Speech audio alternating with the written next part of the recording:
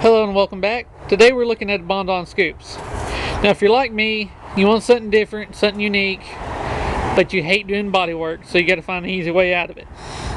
Or some of you just stay away from Bond-On scoops because you don't think they look good.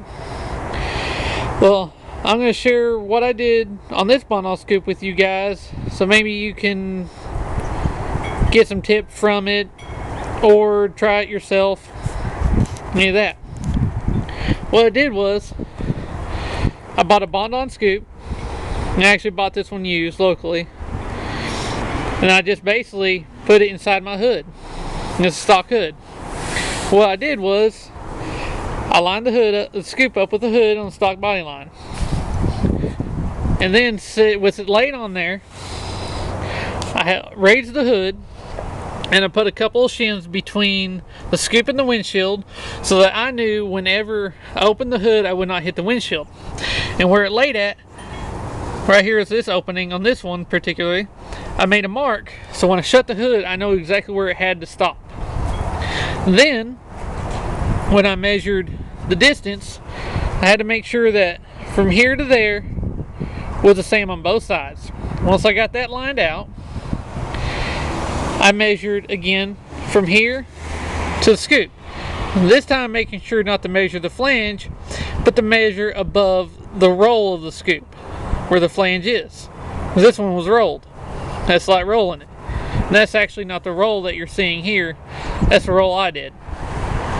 But I also measured several spots on the scoop, on both sides. Took the scoop back off, use a straight edge to mark that line a little longer, and those fresh lines I just marked, did another long straight line. Then what I proceeded to do was actually use a cutoff wheel, and you can use sawzall, jigsaw, whatever, and I cut this top layer of the hood. Now I kept the frame, and I'll show you why in a little bit. But when you do that, you're only going to try to get about a 1/16 to an 1/8 inch larger on the opening in the hood than the desired area of the hood scoop. That way you got less body filler to use and less body work. Now underneath here, as you can see, it is fully open. And I went ahead and I made this little splash here to keep the rain from getting on the air cleaner and distributor, and a little screen just to keep leaves and all that from getting in, because this is daily driven.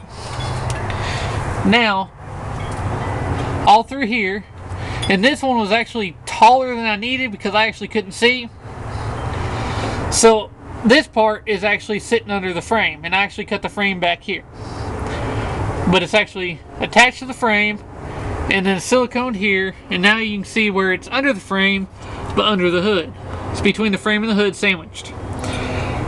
And the whole point of this, and this silicone and sandwiching between the two, is to try to prevent the hood from flexing at all, to keep your Bondo or fiberglass from cracking and breaking on you as you drive it, as you open the hood and all that.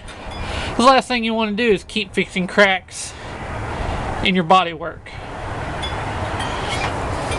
Now another thing is, if you do it this way, what I ran into, you can see the scoop comes all the way down here and actually right here under the slatch. What happened to me was I wasn't able to shut the hood because the top of my latch was hitting here and I had to cut it out. But one thing I went and did is made sure that this thing latched real easy, so I'm not slamming the hood and risk cracking the bodywork.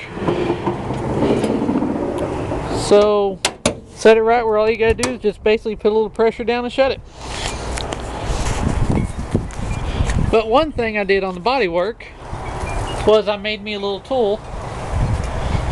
I took an old scraper and I ground it off into a radius, about the desired radius I wanted. That way, as I mixed my body filler, I was able to come down here, fill in the gap, run this down, and get close to the desired radius I wanted. Now here, what I did was I actually added extra Bondo in order to actually fill this up a little taller, So it actually kind of blended in with the hood a little bit better and look a little bit more like it was actually molded into the hood rather than just set on it and thrown on it or whatever. Of course, the annoying part is sanding and filling and sanding and filling. Now to keep this radius, what I did was, if you do not have a radius sand block that is desired to the radius you want, you should be able, if you can, find something around the house that you can put your sandpaper on that can get you that radius, if you want to do a radius. And then just